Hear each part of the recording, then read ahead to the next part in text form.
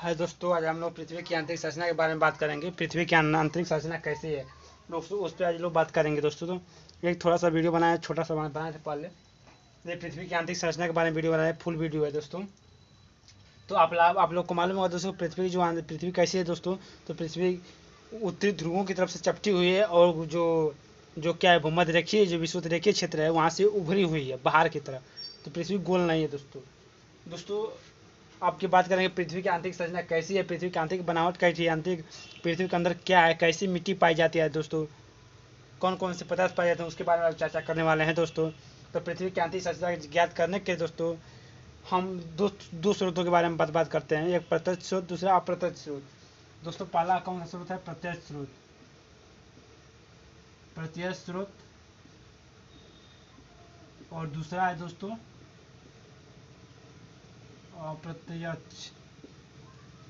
अप्रत्यक्ष स्रोत। यही दो स्रोत हैं दोस्तों जो पृथ्वी की आंतरिक संरचना के बारे में ज्ञात कर सकते हैं। प्रत्यक्ष स्रोत वे स्रोत होते हैं दोस्तों जैसे ज्वालामुखी।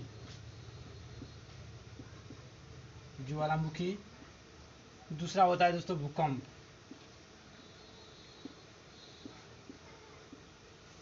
पहला ज्वालामुखी होता है दूसरा होता है भूकंप। ये प्रत्यक्ष स्रोत है दोस्तों। एक होते हैं अप्रत्यक्ष स्रोत। अप्रत्यक्ष स्रोत में हम देखेंगे दोस्तों, अप्रत्यक्ष स्रोत में हम लोग देखेंगे दाब,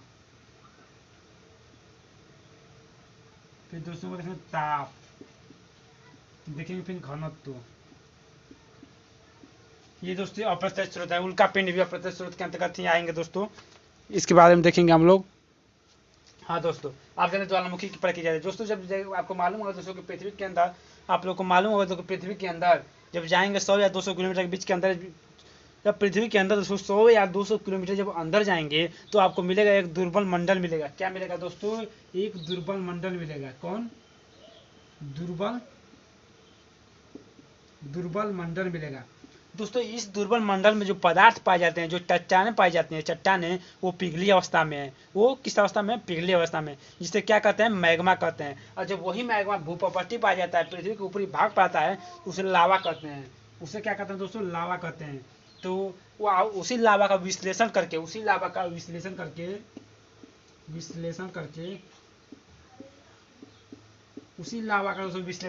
किसका? लावा का। और हम ज्ञात करते हैं कि पृथ्वी की आंतरिक संरचना कैसी है दोस्तों। तो ये ज्वालामुखी प्रक्रिया द्वारा हो गया। दूसरा है भूकंप द्वारा। दोस्तों जब भूकंप आता है तो 3 प्रकार की तरंगें उत्पन्न होती हैं। दोस्तों जब भूकंप आता है तो पृथ्वी के अंदर 3 प्रकार की तरंगें निकलती हैं। भूकंप के समय जो इस प्रकार की तरंग होती है वो तरल अवस्था में नहीं चल पाती है, तरल अवस्था में विलुप्त हो जाती है। इस प्रकार की तरंग, इस प्रकार की तरंग है, इस प्रकार की तरंग ये तरल में विलुप्त हो जाती है। तरल अवस्था में दोस्तों, ये तरल अवस्था में विलुप्त हो जाती है। इस प्रकार की तरंग जो होती है दोस्तों, 3 प्रकार की तरंगें उत्पन्न होती हैं। उन्हीं 3 प्रकार की तरंगों के बारे में बात कर रहे हैं दोस्तों। चलिए बात कर रहे हैं। ये हो गया, 3 प्रकार की तरंगों के बारे में बात करें। भूकंप से संबंधित तरंग एक है दोस्तों प्राथमिक तरंग।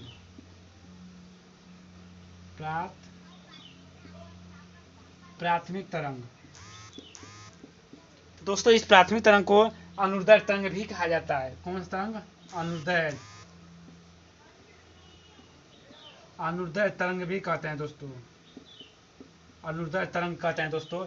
और दूसरा होता है दोस्तों, ये अनुदैर्घ्य जो तरंग है ये ठोस, द्रव, गैस तीनों अवस्था में चलती है। और जो इसकी गति होती है दोस्तों, ये सर्वाधिक होती है। ये अनुदैर्घ्य तरंग की, ये ठोस, द्रव, गैस ये तीनों अवस्था में चलती है। ये दोस्तों तीनों अवस्था में चलती है और इसकी मैक्सिमम गति होती है। दोस्तों दूसरी जो तरंग होती है दोस्तों, होती है द्वितीयक तरंग। द्वितीयक तरंग दोस्तों, जो ये द्वितीयक तरंग होती है इसको कहते हैं अनुप्रस्थ तरंग।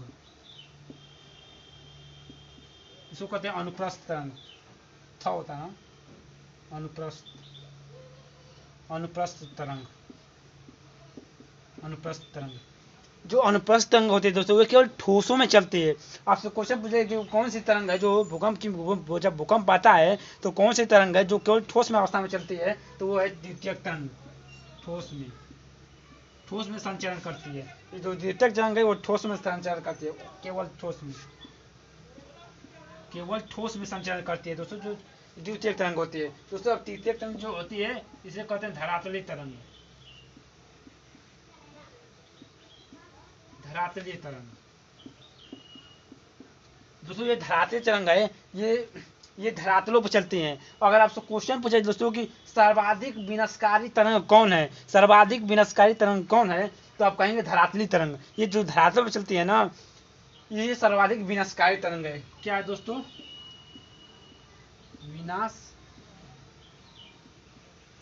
विनाशकारी तरंग है दोस्तों। कौन सी तरंग है? विनाशकारी तरंग है। ये धरातल पर चलती है दोस्तों। जो दोस्तों चलती धरातल पर चलती है, तो ये दोस्तों थोड़ा सा, हाँ, ये जो तरंग है दोस्तों धरातल पर चलती है, विनाशकारी तरंग है। अब इसके बाद दोस्तों बात करते हैं, रुकेगा दिक्कत हो जाएगा यार, जल्दी बात करते हैं। ये तो भूकंप के बारे में हो गई। ये भूकंप के जो स्रोतों के द्वारा, स्रोतों के बारे में बता, स्रोतों के द्वारा हम बता कर सकते हैं कि पृथ्वी की आंतरिक संरचना कैसी है। जो एस प्रकार की तरंग है वो तरल अवस्था में विलुप्त हो जाती है। ये तो बात होगा दोस्तों तरंगों, जो भूकंपों के बारे में वो बात हो गया, ज्वालामुखी के बारे में बात हो गया दोस्तों। अब हम लोग बात करते हैं दोस्तों ये ताप के बारे में, दाब के बारे में। दोस्तों आपको मालूम होगा कि पृथ्वी के जब अंदर जाएंगे तो क्या होगा, जो दाब होता है वो क्या होता है, वो दाब बढ़ता है। पृथ्वी के अंदर जब जाएंगे तो जो कणों पर जो दाब लगता है, जो प्रेशर लगता है, वो जैसे यहाँ पर जो कण होगा, यहाँ के जो कण होंगे, इन सारे कणों का जो प्रेशर इस लास्ट वाला कण पर पड़ेगा। इसलिए जब अंदर जाते हैं तो पृथ्वी के अंदर तो दाब बढ़ता है, और जब अंदर भी जाएंगे तो ताप भी बढ़ता है दोस्तों, और घनत्व भी बढ़ता है। क्या होता है? तीनों दाब बढ़ता है। पृथ्वी के अंदर जाएंगे तो क्या होता है? दाब बढ़ता है दोस्तों। और ताप क्या होता है दोस्तों? ताप भी बढ़ता है। ताप भी क्या होता है? बढ़ता है दोस्तों। आप पृथ्वी के अंदर जाएंगे दोस्तों 32 मीटर, जब 32 मीटर जब अंदर आएंगे, 32 मीटर पर आप लोग जब पृथ्वी के अंदर जाएंगे दोस्तों 32 मीटर पर 1 डिग्री सेंटीग्रेड तापमान बढ़ जाता है। 1 डिग्री सेंटीग्रेड तापमान बढ़ जाता है दोस्तों पृथ्वी के जब अंदर अब जाएंगे। अब उसके बाद घनत्व की बात करते हैं। और दोस्तों आओ एक बात सुनिए, अब पृथ्वी के अंदर 100 या 200 किलोमीटर जब अंदर जाएंगे दोस्तों, तो पृथ्वी के जब प्रत्येक किलोमीटर पर 100 या 200 किलोमीटर का जब अंदर की बात कर रहे हैं, जब जाएंगे तो प्रत्येक किलोमीटर पर क्या होगा दोस्तों? प्रत्येक किलोमीटर पर क्या होता है? प्रत्येक किलोमीटर पर 12 डिग्री सेंटीग्रेड तापमान बढ़ता है। 12 डिग्री सेंटीग्रेड तापमान बढ़ता है। सोच लीजिए, अगर पृथ्वी के अंदर 5 किलोमीटर जाएंगे तो 12 25 60 डिग्री सेंटीग्रेड तापमान बढ़ जाएगा 100 किलोमीटर के बाद, प्रत्येक किलोमीटर पर। ठीक है ना, समझ में आया इतना? अब घनत्व के बारे में बात कर रहे हैं दोस्तों, ये घनत्व के बारे में बात कर रहे हैं, थोड़ा सा अच्छा सा बना दे। घनत्व के बारे में बात कर रहे हैं। ये क्या है दोस्तों? ये क्या बनाए हैं दोस्तों? ये क्या बनाए हैं? पृथ्वी बनाए हैं। गोल हो या मटोल हो, पृथ्वी। तो चपटी बना दें, चलिए चलो चपटी बना दे रहे हैं, ऐसे बना दे रहे हैं। पृथ्वी है दोस्तों, ध्रुव की तरफ से चपटी हुई है दोस्तों। जो पृथ्वी जो केंद्र होता है ना, केंद्र से पृथ्वी की सबसे बीच की जो दूरी होती है वो ध्रुवों के पास ही होती है। ये सबसे बीच की दूरी होती है, ध्रुवों के पास ही होती है दोस्तों। जो पृथ्वी के भूपट्टी का जो घनत्व होता है दोस्तों नो, पृथ्वी की जो भूपट्टी का जो घनत्व होता है, पृथ्वी के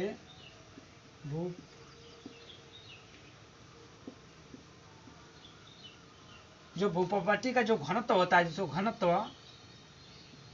वो 2.9 प्रति सेंटीमीटर की होता है। 2.9 या 3 भी कह सकते हैं दोस्तों, प्रति घन सेंटीमीटर होता है दोस्तों पृथ्वी के भूपट्टी का घनत्व। दोस्तों पृथ्वी के केंद्र का घनत्व क्या होता है दोस्तों? केंद्र का घनत्व, पृथ्वी के केंद्र का घनत्व कितना होता है दोस्तों? ये होता है 13 प्रति सेंटीमीटर क्यूब। ये पृथ्वी के केंद्र का घनत्व होता है दोस्तों। और पृथ्वी का जो औसत घनत्व होता है दोस्तों, वो कितना होता है? औसत घनत्व, पृथ्वी का औसत घनत्व, पृथ्वी का जो दोस्तों औसत घनत्व होता है वो होता है 5.52 प्रति सेंटीमीटर क्यूब। ये होता है पृथ्वी के औसत घनत्व। तीनों घनत्व याद कीजिएगा दोस्तों। पृथ्वी का द्रव्यमान कितना होता है? लगभग पृथ्वी का जो द्रव्यमान होता है, द्रव्यमान जो पृथ्वी का होता है दोस्तों, ये कितना होता है? वो होता है दोस्तों 6 × 10 की पावर 24 किलोग्राम। ये पृथ्वी का द्रव्यमान लगभग इतना होता है 5.99 होता है, 2×10⁻24 किलोग्राम होता है दोस्तों। ये पृथ्वी का लगभग औसत वेट है दोस्तों। अब दोस्तों पूछा जाए कि पृथ्वी की त्रिज्या कितनी है दोस्तों, पृथ्वी की जो त्रिज्या है दोस्तों, ये त्रिज्या कितना है, ये 6,371 किलोमीटर। आप सोच लीजिए 6,371 किलोमीटर में दोस्तों कितनी गहरी पृथ्वी होगी। और समुद्र का जो सबसे गहरा गर्त है उसकी जो गहराई है वो 11,000 मीटर में है। अगर किलोमीटर में बात किया जाए तो 11-12 किलोमीटर ही पड़ेगा। लेकिन ये तो देखिए 6,371 किलोमीटर पृथ्वी की केवल त्रिज्या है। अब कहाँ तक खोदेंगे भाई, भारतीय वैज्ञानिक हो चाहे यूएसए के वैज्ञानिक हो, कहाँ तक खोदेंगे।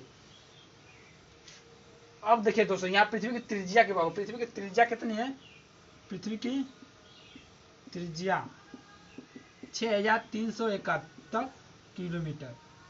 दोस्तों पृथ्वी का व्यास कितना है दोस्तों, पृथ्वी का जो व्यास कितना है तो आपको मालूम होगा दोस्तों, पृथ्वी का जो व्यास होता है वो होता है 12,700 नहीं, हम व्यास किस व्यास की बात कर रहे हैं, ध्रुवीय व्यास की बात कर रहे हैं, एक विषुवतीय व्यास। तो दोस्तों पृथ्वी का जो व्यास होता है यहाँ पर दिखाई दे रहा है, चलिए पृथ्वी का दोस्तों ध्रुवीय व्यास होता है दोस्तों, जो पृथ्वी का ध्रुवीय व्यास होता है वो कितना होता है 12,700 जो 12 किलोमीटर, ये पृथ्वी का ध्रुवीय व्यास होता है। और दोस्तों पृथ्वी का जो विषुवतीय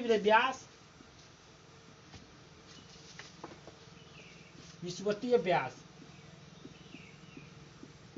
दोस्तों, जो पृथ्वी का विषुवतीय व्यास होता है वो होता है 12,755 किलोमीटर, 12,755 किलोमीटर, 12,755 किलोमीटर दोस्तों पृथ्वी का ध्रुवीय व्यास होता है। और इसके बाद क्या छूट रहा है दोस्तों, त्रिज्या के बारे में हो गया, ध्रुवीय व्यास के बारे में हो गया, ये लगभग पॉइंट थे, इंपॉर्टेंट पॉइंट फैक्ट थे दोस्तों।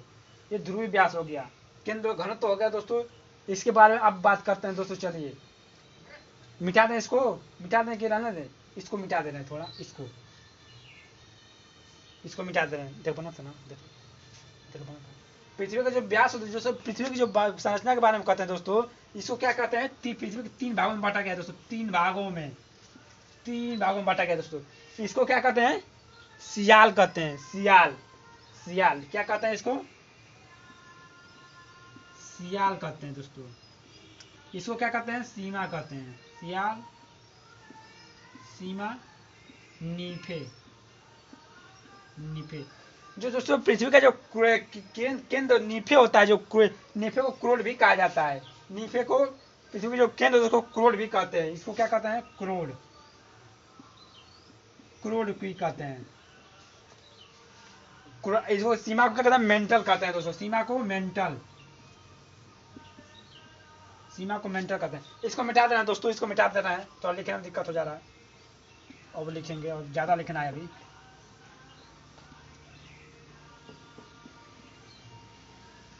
हाँ दोस्तों, अब दोस्तों जो सियाल बना, ये सियाल की दोस्तों जो क्वेश्चन पूछा है, पृथ्वी का भूप्रवृत्ति पर सर्वाधिक मात्रा में कौन से पदार्थ पाया जाता है, तो वो ऑक्सीजन पाया जाता है, सिलिकॉन पाया जाता है, एल्युमिनियम पाया जाता है। पृथ्वी के भूप्रवृत्ति की बात करें, भूप्रवृत्ति पर दोस्तों, भूप्रवृत्ति पर, वायुमंडल में नहीं, वायुमंडल में नाइट्रोजन, भूप्रवृत्ति पर ऑक्सीजन, सिलिकॉन, एल्युमिनियम। लेकिन ब्रह्मांड में कौन सी गैस, हाइड्रोजन गैस। तीनों याद कीजिएगा दोस्तों। तो सियाल किससे मिलकर बना होता है दोस्तों, सियाल में दोस्तों silicon plus aluminium,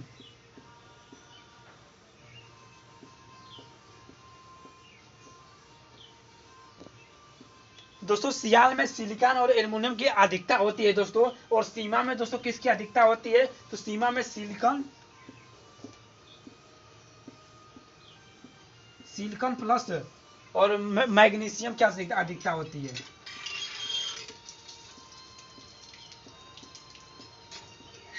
silicon plus magnesium की अधिकता किसमें होती है, सीमा में होती है दोस्तों। नीफे में किसकी अधिकता होती है, नीफे को क्रोड भी कहा जाता है, आपको मालूम होगा दोस्तों। नीफे में किसकी अधिकता होती है, निकिल प्लस फेरस फेरस की अधिकता होती है। दोस्तों पृथ्वी के अंदर सर्वाधिक मात्रा में कौन से पदार्थ पाए जाते हैं? तो लोहा होता है दोस्तों। ये भूपट्टी की बात नहीं कर रहे हैं, लोहा पृथ्वी के पूरा अंदर पूरा बात कर रहे हैं। तो लोहा पाया जाता है मैक्सिमम लोहा, क्रोड, लोहा का बना।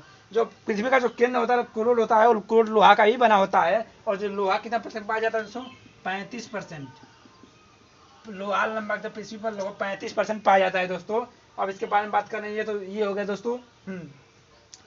दोस्तों एक वैज्ञानिक नाम सुने होंगे दोस्तों, इसको मिटा दे रहे हैं। एक वैज्ञानिक के नाम सुने होंगे आप लोग, जिसका क्या नाम था दोस्तों? क्या नाम था दोस्तों? इसको मिटा दें दोस्तों, इसको मिटा दे रहे हैं।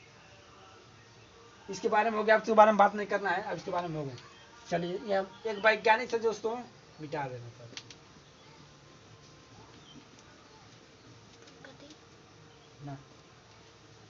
एक वैज्ञानिक था दोस्तों, क्या नाम था उनका? James Jones Jeffrey. क्या नाम था दोस्तों? जेम्स जोन्स जेफरी नाम था एक वैज्ञानिक का। क्या नाम था? James Jones Jeffrey. दोस्तों जेम्स जोन्स जेफरी ने एक ज्वारीय परिकल्पना दिया था। क्या कौन सा परिकल्पना दिया था? ज्वारीय परिकल्पना। ज्वारीय परिकल्पना। जेम्स जोन्स जेफरी ने दोस्तों ज्वारीय परिकल्पना दिया था। और इस परिकल्पना के अनुसार दोस्तों इस जेफरी ने क्या कहा था दोस्तों? पृथ्वी का जो क्रोड होता है दोस्तों, जो पृथ्वी का ये क्रोड होता है, जो क्रोड होता है वो किसका बना होता है? वो किस अवस्था में है दोस्तों? ये तरल अवस्था में है। किस अवस्था में है? तरल अवस्था में है दोस्तों, इनके अनुसार। और एक और वैज्ञानिक था दोस्तों, जिनका क्या नाम था? दोस्तों? एक और वैज्ञानिक था दोस्तों, जिनका नाम था, उन्होंने क्या कहा था कि उन्होंने क्या कौन सा परिकल्पना दिया था? ग्राहडू परिकल्पना।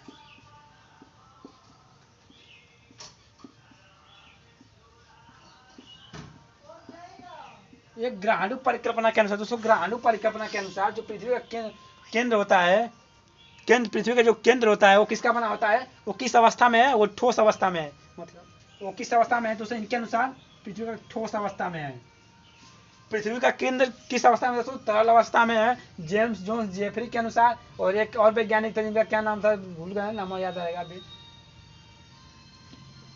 नाम था, ग्राहडू परिक्रमा दिए थे, अभी याद है। आइजेक और सुने दिए थे।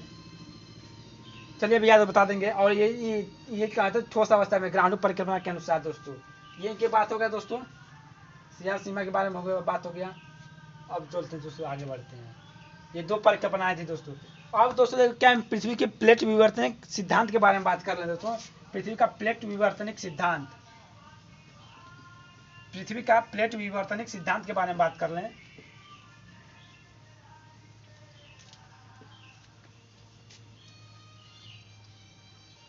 पृथ्वी का प्लेट विवर्तनिक सिद्धांत, प्लेट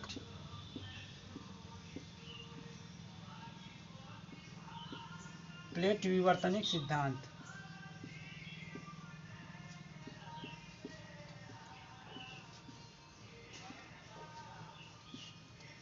प्लेट विवर्तन दोस्तों, जो एक वैज्ञानिक था, जो आपको नाम मालूम होगा दोस्तों,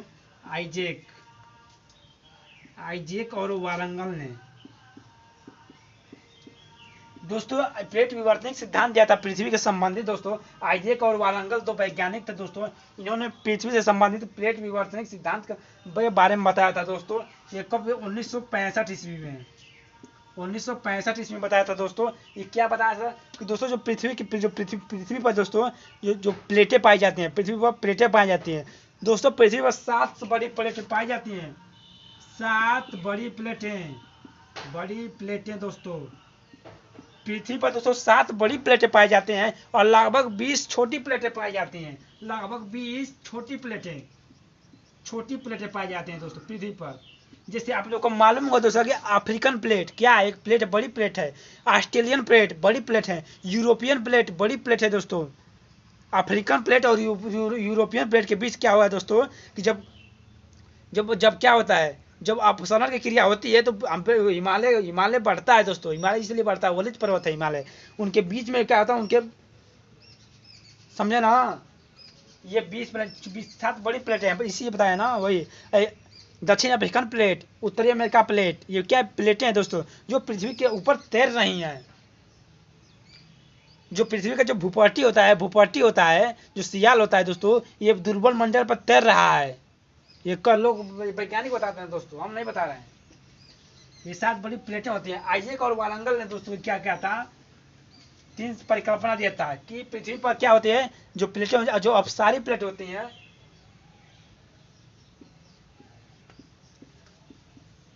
अपसारी प्लेट,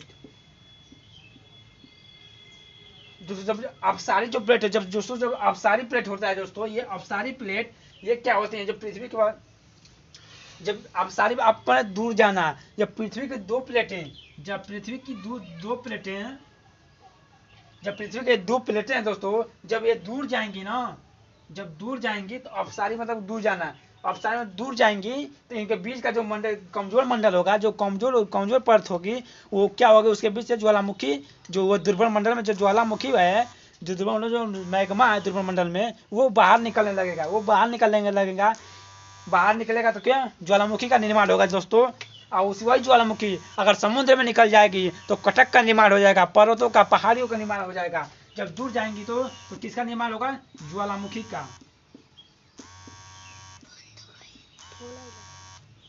ज्वालामुखी का निर्माण हो जाएगा, ज्वालामुखी का निर्माण होगा दोस्तों। जब समुद्रों में, समुद्र में जब 2 प्लेटें, पृथ्वी की 2 प्लेटें जब दूर जाएंगी, यूरेशिया प्लेट हो चाहे ऑस्ट्रेलियन प्लेट हो, दूर जाएगी तो ऑप्शनल प्लेट कहलाएगी, ऑप्शनल प्लेट, अब सारी प्लेट कहलाएगी दोस्तों। अब ज्वालामुखी का निर्माण हो जाएगा दोस्तों। एक और प्लेट होती है, दूसरा जो प्लेट होती है दोस्तों, वो अभिसारी प्लेट होती है,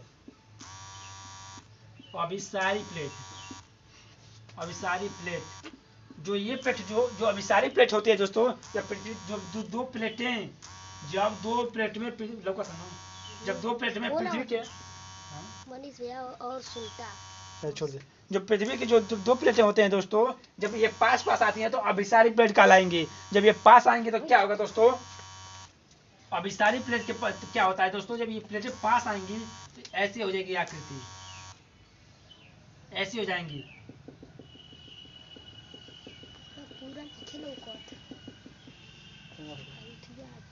हेलो का था, टिक टिक टिक टिक तनी वाली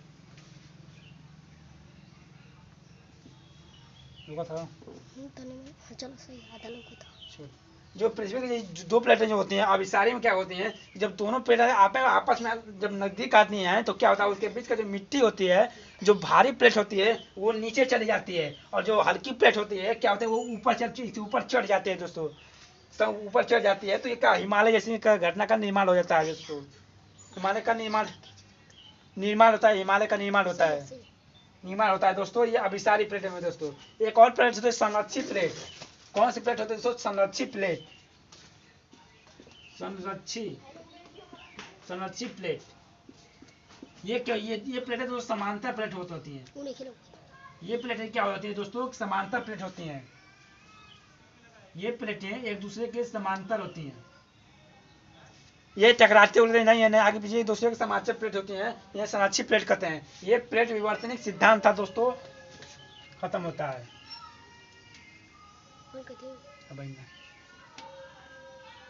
और एक बारे में थोड़ा सा बात बच गया दोस्तों,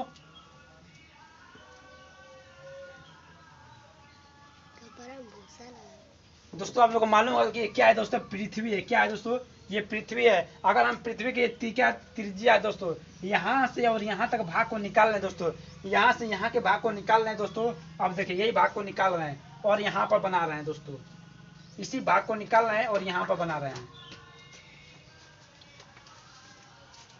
ठीक है ना। इसी भाग को निकाल रहे हैं दोस्तों, यहाँ पर बना दिए हैं। ये पृथ्वी का ही भाग है,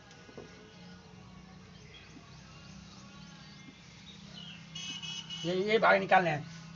अब देखिए दोस्तों, ये क्या बताया कि ये क्या हुआ दोस्तों, पृथ्वी के ऊपर दोस्तों यहाँ तक 30 किलोमीटर, यहाँ से लेकर के यहाँ तक 30 किलोमीटर क्या कहते हैं, भूपट्टी कहते हैं। ये 30 किलोमीटर, इसकी मोटाई कितनी है दोस्तों, 30 किलोमीटर, 30 किलोमीटर, इसकी मोटाई कितनी है दोस्तों? 30 किलोमीटर। इसे क्या कहते हैं? भूपटटी कहते हैं। भूपटटी। भूपटटी दोस्तों, भूपटटी को एस्थीनोस्फीयर कहते हैं। क्या कहते हैं? एस्थीनोस्फीयर।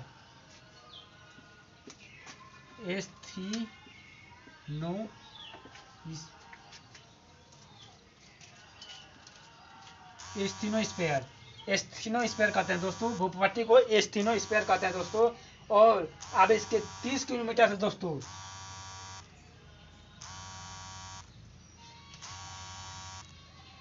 ये बन गया दोस्तों, ये सीआरसी। ये क्या दोस्तों? देख सुनिए, इसको मेंटल कहते हैं। ये क्या है दोस्तों? क्या है ये? मेंटल है। और ये क्या है दोस्तों? क्रोड है। क्रोड। यहाँ से यहाँ तक जो बीच की दूरी होती है दोस्तों, यहाँ से लेकर यहाँ तक जो 2900 किलोमीटर की जो बीच की दूरी होती है, ये दूरी कितनी है? 6371 किलोमीटर ये दूरी होती है दोस्तों। जो क्रोड की दूरी होती है दोस्तों, कि क्रोड को बना रहा है यहाँ पर, क्रोड। जो क्रोड को बना रहा है दोस्तों, ये चीज इसकी कितने दोस्तों? 2900 किलोमीटर यहाँ पर दूरी है दोस्तों। और ये कितना है? 6371। ये क्रोड के बाद दोस्तों 2 क्रोड होते हैं। इसके बीच में एक रेखा होती है, इसको क्या कहते हैं? इसको रेखा को दोस्तों